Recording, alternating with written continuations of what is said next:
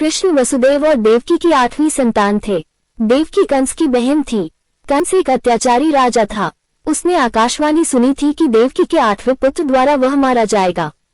इससे बचने के लिए कंस ने देवकी और वसुदेव को मथुरा के कारागार में डाल दिया। मथुरा के कारागार में ही भादो मास के कृष्ण पक्ष की अष्टमी को उनका जन्म हुआ।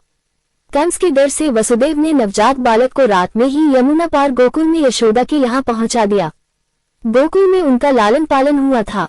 यशोदा और नंद उनके पालक माता पिता थे। बाल्यावस्था में ही उन्होंने बड़े बड़े कार्य किए जो किसी सामान्य मनुष्य के लिए संभव नहीं थे।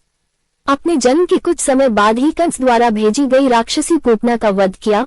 उसके बाद शकटासुर, त्रिनावर्त आदि राक्षस का वध किया।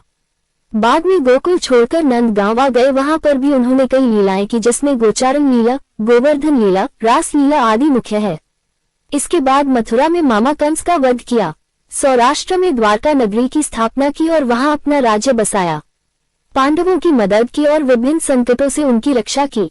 महाभारत के युद्ध में उन्होंने अर्जुन के सारथी की भूमिका निभाई और रणक्षेत्र में ही उन्हें उपदेश दिया। 124 वर्षों के जीवनकाल के बाद उन्होंने अपनी लीला समाप्त की। उनके अवतार समाप्ति के तुरंत बाद परीक्षित के राज्य का कालखंड आता है।